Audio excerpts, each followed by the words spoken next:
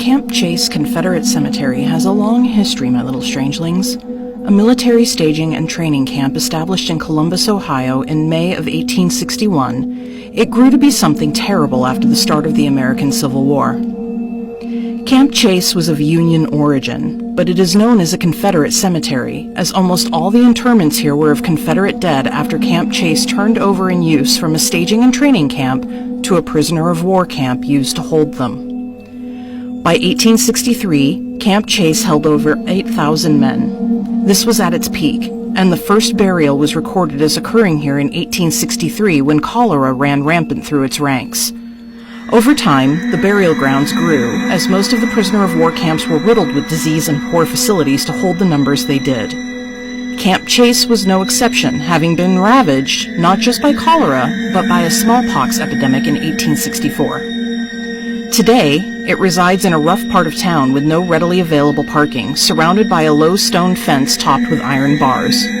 A sad and almost forgotten testament to the horrors of war and its reaches beyond the battlefield. Today, 2,260 dead reside here, and one notorious ghost.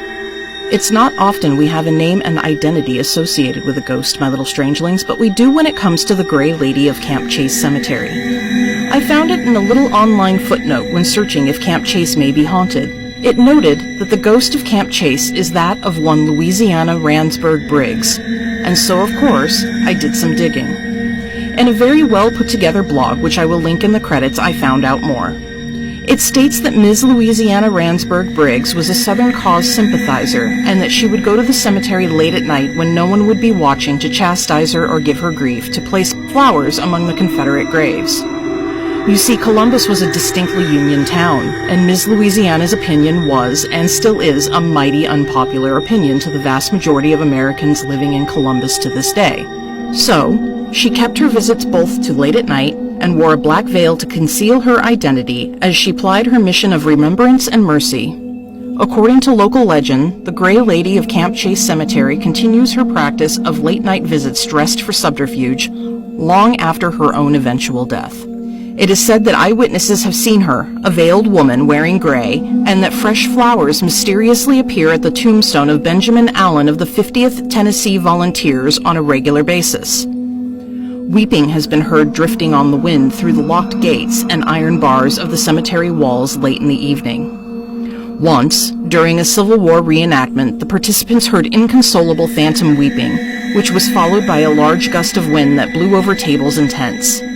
Many believe it was the Gray Lady. Several interesting readings have been taken within Camp Chase Confederate Cemetery, from large and inexplicable EMF spikes to possible EVPs. When we were there, we spotted some evidence that there may have been late-night living interlopers to the cemetery, ones that, by the evidence left behind, left in a big damn hurry.